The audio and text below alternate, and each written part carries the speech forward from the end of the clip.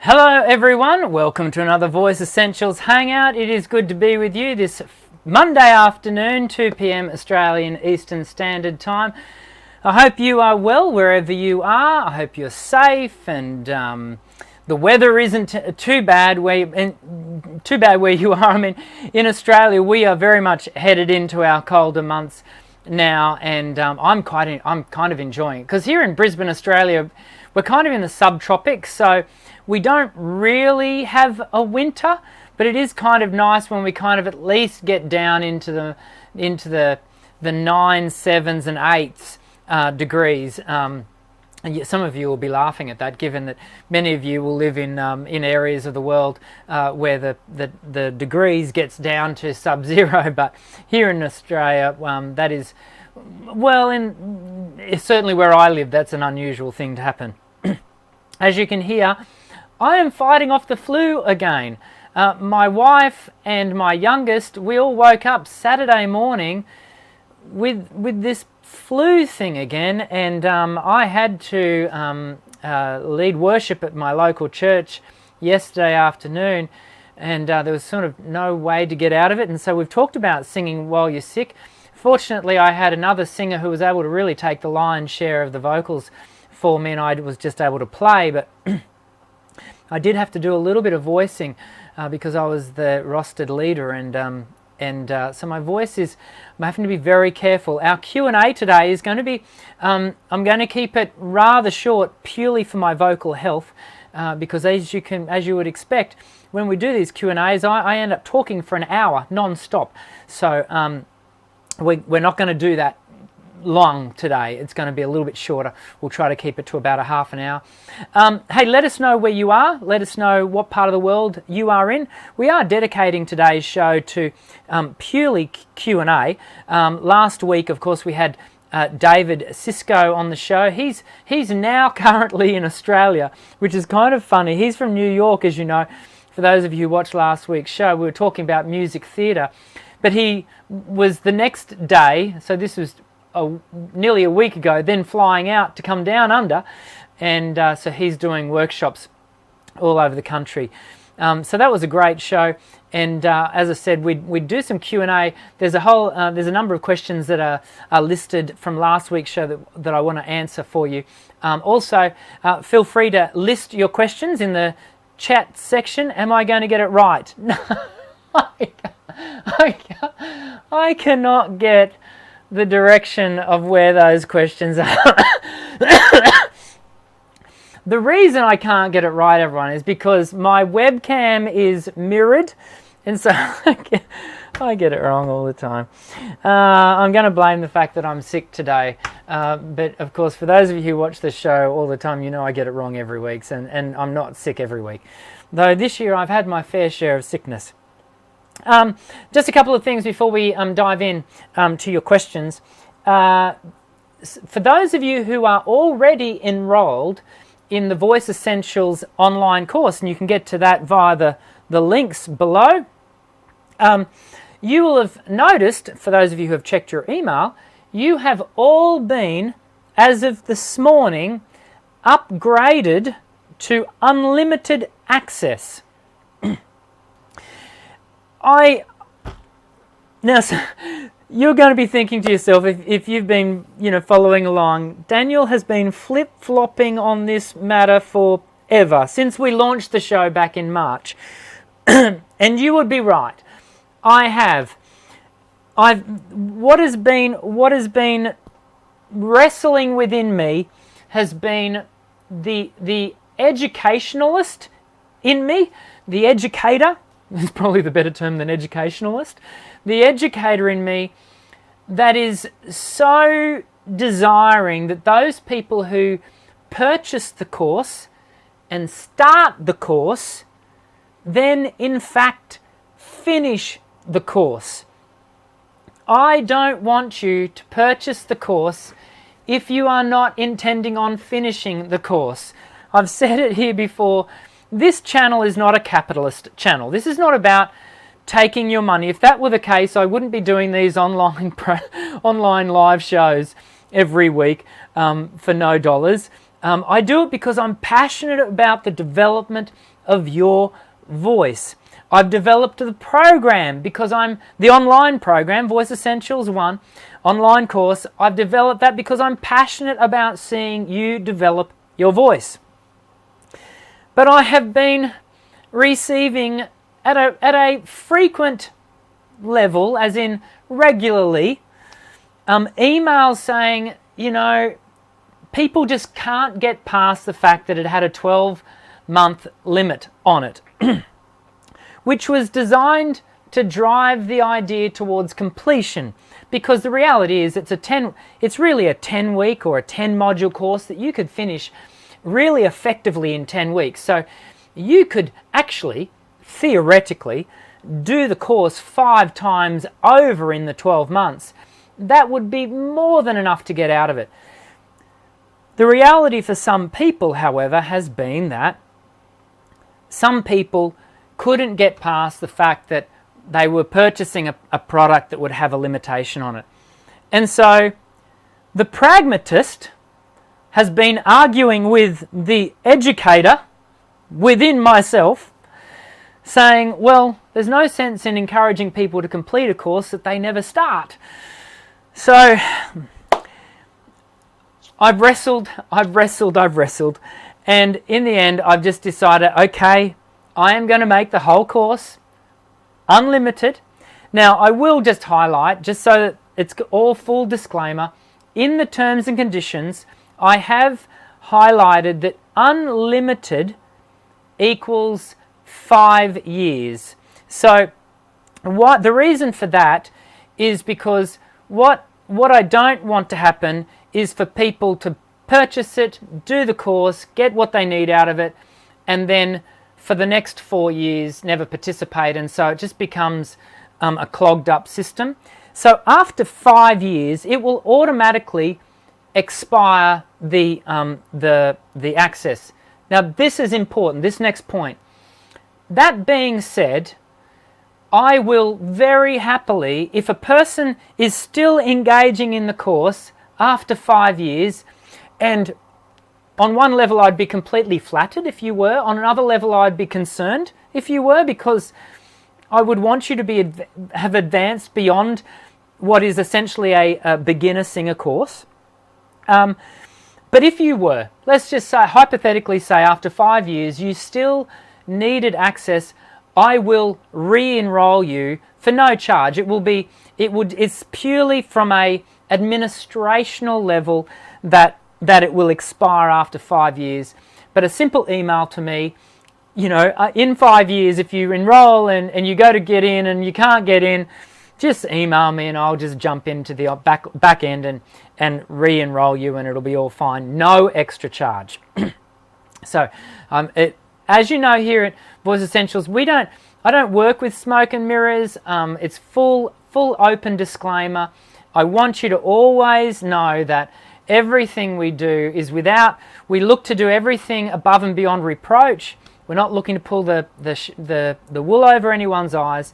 So that's all as it is. Now, the other thing you want to know, and I already had this in the pipeline, is I am running an end-of-year sale for this program. And in fact, it is a 40% off end-of-year sale. Now, the email that will advertise that many of you subscribe to will come out, I think, is it Saturday morning? Essentially 40 hours before the end of June, because it is a 40-hour only sale.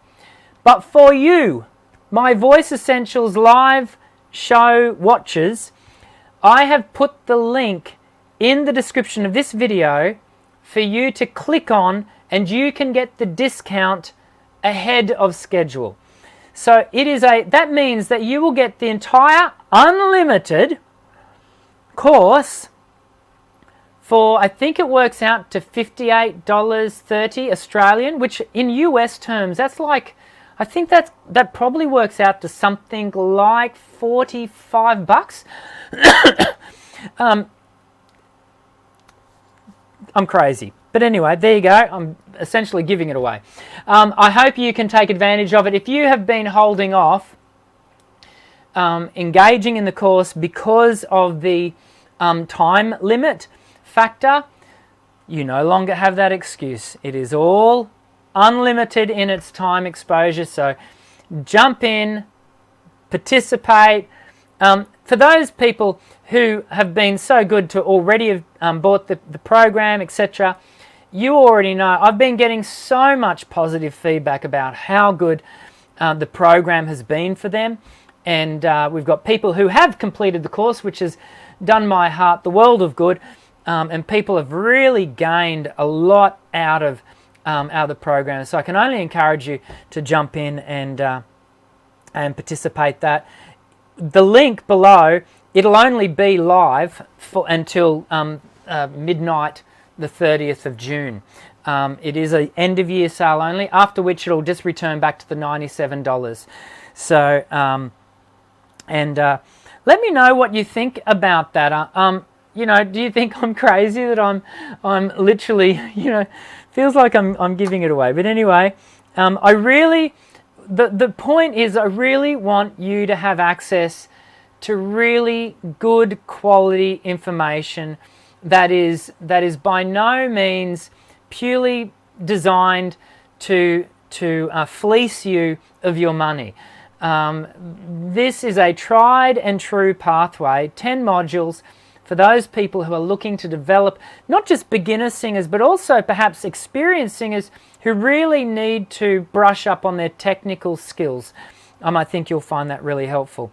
The other thing before we get into the rest of the show, the Q&A, I did a pre-record last Friday night with Dr. Gillian Kays and Jeremy Fisher from Vocal Process, a husband and wife duo that are just dynamic, and that show is going to go live. Actually, I can give you the date if I find it here. When's that show going? It is going live Monday the 15th of July. So keep an eye out for that, because it is going to be, they sent me links and sheet music, and we had it all up on screen, and it was bigger than Ben-Hur show. So I've pre-recorded the interview, which means I'll also be able to participate with you in the live chat when we do that show on the 15th. Now, just on that point, there is no show next week, and the reason for that is because I'm on holidays. It's a mid-year term break here next week in Australia, so there will be no live show next week. We will come back together on the 8th, so in 2 weeks' time, where we'll do just a general show, and I'll come up with a topic that we can discuss. We might do some Q&A, and then it will be the week after that we'll have Dr. Gillian Kays and Jeremy Fisher from Vocal Process join us.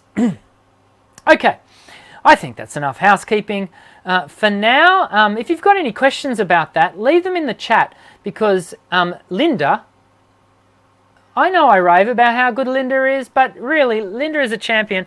She is taking notes as we speak. So if you want questions about anything I've just spoken about regarding the Voice Essentials online course, leave it in the chat section, and I'll answer those as we go along.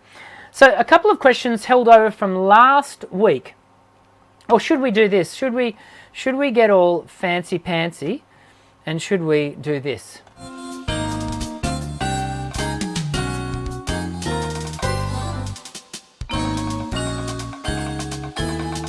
Okay, that's official now. We're doing a Q&A. Right, so Annie Panois, this is from last week's show. Remembering that the context of last week's show is very much music theatre. David Sisko being a music theatre specialist. This is not music theatre. As I'm looking at the question now, I'm going to say this is not music theatre focused. Arnie has asked how to do high notes. And in fact, I think I'm thinking of the pre-record with Gillian and Jeremy last week. We talked about high notes. High notes, it's an interesting thing. High notes, often people struggle with high notes because they are so fixated on the high note. And more often than not, the thing that trips people up in their movement to a high note is the penultimate notes. Those notes immediately preceding the high note, the lead up, the run up to it.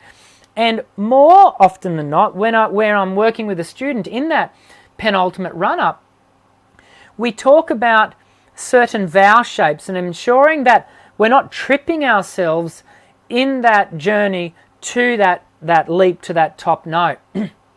And so I have a whole video on that, Annie or Arnie, that you can go and check out on the channel and avail yourself of more information regarding that. I attempted to, this is from Matt. G'day Matt, I hope you're well. Matt, I attempted to write my own musical. Oh, just lost my pen. But I don't write music. What advice would you give for using collaborators? Great question, Matt. And in fact, there are a lot of writing teams where, in fact,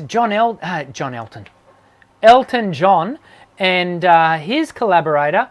In fact, I think he's had two lyrical collaborators over the years, two main ones. Correct me if I'm wrong in the chat. Where Elton has written the music and the melody, and his collaborator has written the lyric. It's an interesting thing. Certainly, to my knowledge, the copyright law, you can only copyright lyric and melody. To my understanding, you can't copyright the music or the orchestration around it. The only two copyrightable things are the melody and the lyric. And so advice to giving collaborators, Matt, is to using collaborators is you just have to dive in. You have to put it out there, find people who you feel you can trust and work with and collaborate with. But can I just say to you, Matt, and to everyone, collaboration is a skill in and of itself, and you develop it over time. I wrote a song, I wrote lyric and melody, and collaborated with for a song that I from memory went to 13th on the Australian Christian charts back in 2007, called Between Here and There, and I collaborated on that with a gentleman, and very unusually, I met him at 9 a.m. in the morning, and literally by 4 p.m. in the afternoon, we'd written a song that ended up going to number 13. That is not an unusual circumstance in the sense that there's a lot of people that do writing tours where that happens, but equally, some of the best material that comes out of collaborators is born out of relationship where people spend time together and they really develop their artistry together. And so you have to go looking to do that over time, Matt. Question 3, Tony M. Live. Would it be advised to slate yourself in a character similar to what's in the show? We finally, we're talking about music theatre here. Tony, the response to that would be this. You have to really very carefully read the audition notes or the audition notice. And more often than not, the audition notice will tell you whether they want you to audition with a piece from the musical that you are auditioning for or not. Now, what can often be the case is the first call, so the mass cattle call where everyone comes in, more often than not, they don't have you sing, you don't want to be singing a song from the musical that you're auditioning for. But you want to be singing a song from a musical that is not dissimilar, whether it be the era, the style, the genre, or the type of character. So you've got to do your homework. I mean, when it comes to music theatre, you really have to do your homework. And then what generally happens is if you then get a call back, then they will often ask you to prepare said musical from, said song from said piece of the musical you're auditioning for, so they can then hear you sing the piece.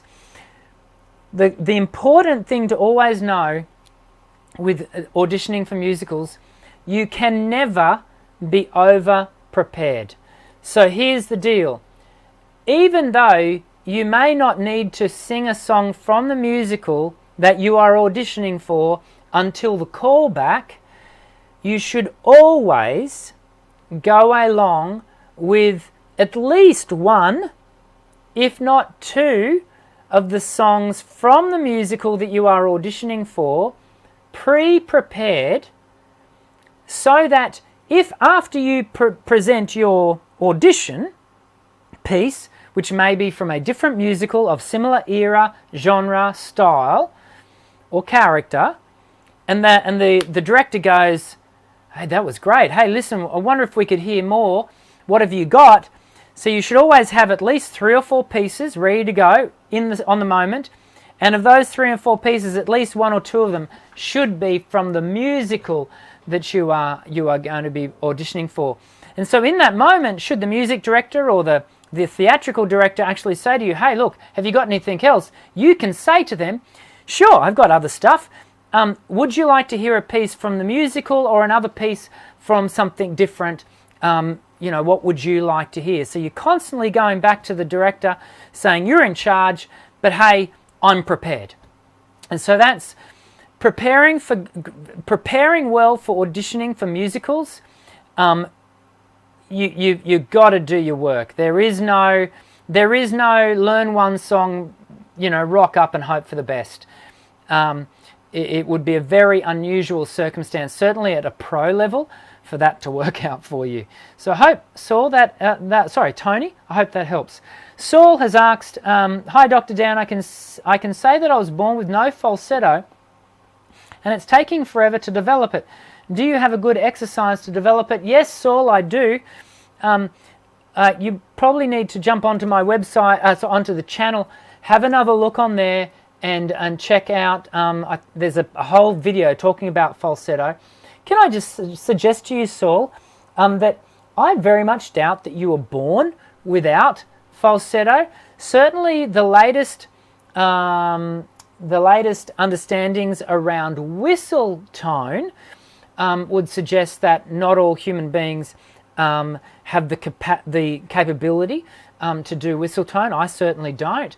But falsetto, within the certainly the way I use the word falsetto, and let's be careful here because terminology is a thing within vocal coaching. In fact, I've got a new big video, and when I say big video, this new pre-record video that will come out in September. So I'm currently having all the animation designed and all the worksheet and all that sort of stuff. It'll come out in September. It's going to be looking at voice registration. I constantly get questions about voice registration and the difficulties that surround understanding it. This video is going to be nearly 20 minutes long. It's actually quite a lengthy piece of education, and so I'll be encouraging you to check it out. And in that video, I will explain what falsetto specifically is in the school of thought that I use. Okay, so I teach from the Thurman and Welch model of 4 registers with whistle tone as a 5th on the top. Falsetto being the highest for most of us. And so, Saul, I would suggest to you that you can actually use it's not that you've ever had no falsetto. It's more likely that it was just underdeveloped and perhaps you had not accessed it in the past, but it almost certainly was there for you. And as I'm talking about it, I wonder whether, in fact, you're meaning whistle tone, because if it is whistle tone, then you may not, just like me, actually have access to it, because whistle tone is a very specific posture of the vocal folds. Just like for those of us who can roll our tongue, some people cannot roll their tongue. Genetically, they'll never be able to roll their tongue. And it is my current understanding that some people genetically cannot create the posture of the vocal folds that creates whistle tone. It was once thought that it was only for females, but in fact, it's all over the web. There are plenty of guys doing it as well, but not everyone can.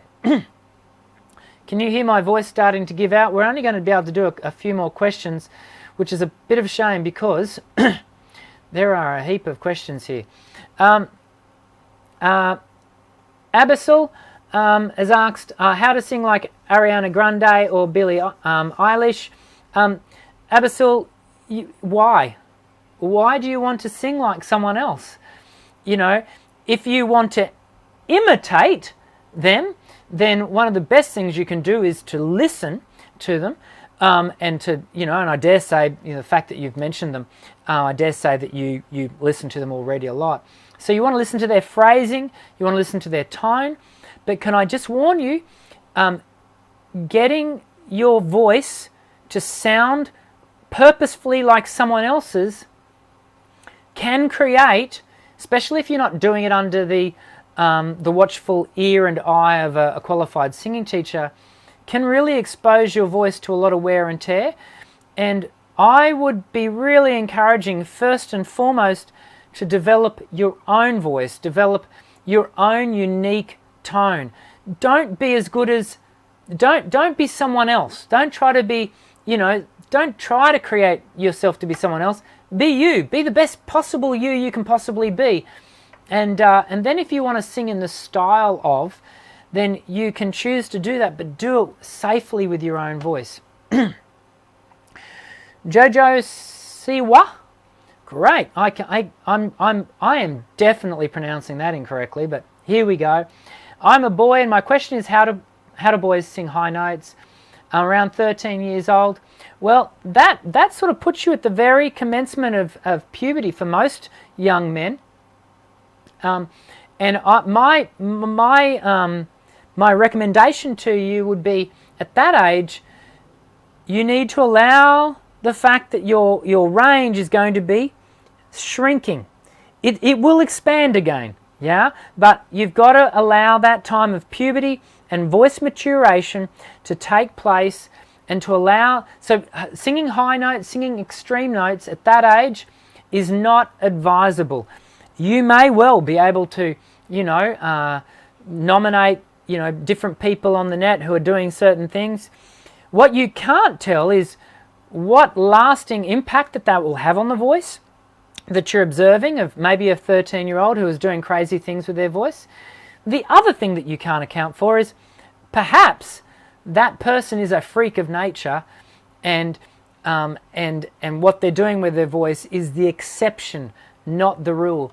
And here at the channel, I always encourage us to and direct us towards, you know, thinking about it from the point of view of being the rule. You know, being a general channel with general information as it is, I have to be very careful in not, you know, creating this view that, you know, we just point at different singers and say, you can sound just like that. More often than the case, that is not going to work out well for people. Everyone, my voice only has a couple more questions in it, and I do apologise for this.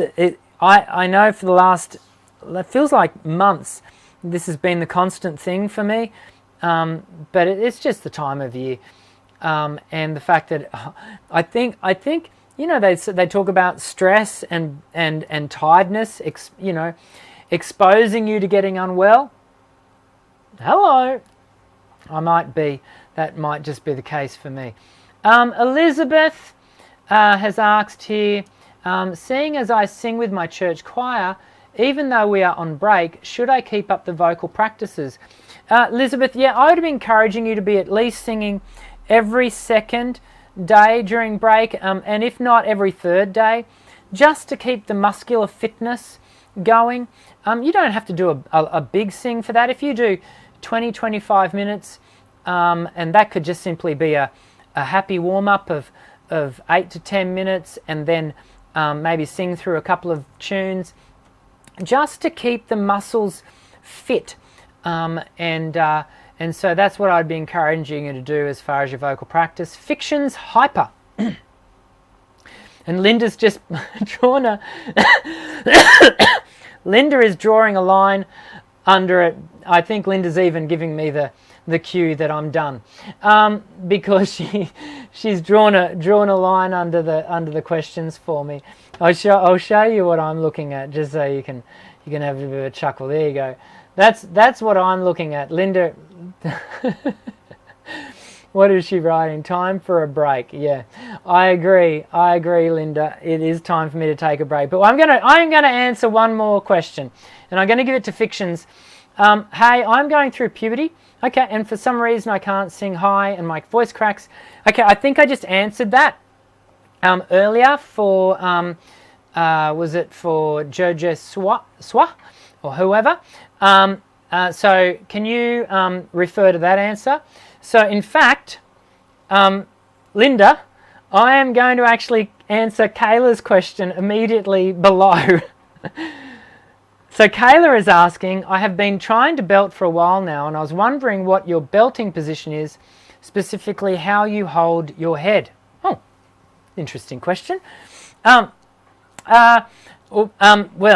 in my current vocal condition, I'm not going to belt for you.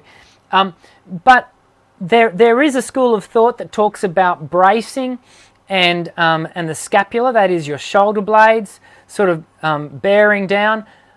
I don't actually follow that school of thought.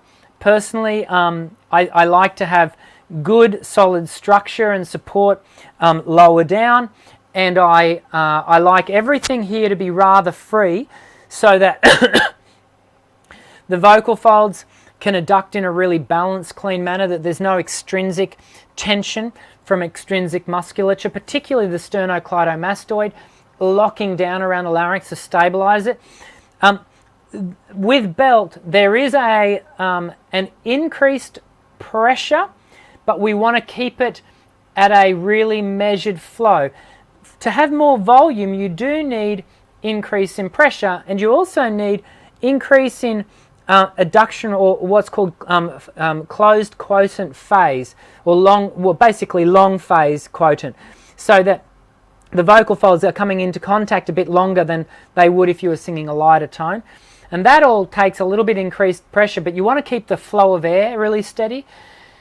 That all being said, when it comes to the head position, you want everything to remain really free and agile. The moment you start locking down, in my humble opinion, you are actually creating a labour-intensive environment for the larynx to have to work in.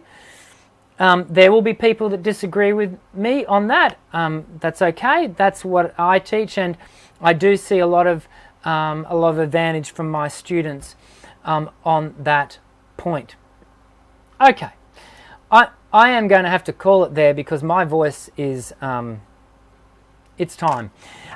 I hope you've got some benefit out of today.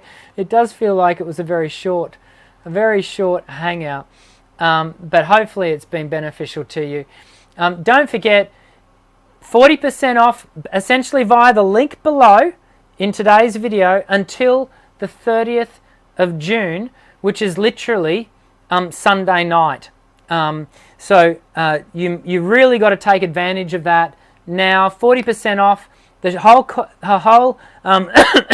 course is now fully time unlimited access, and I hope that you can take full advantage of that.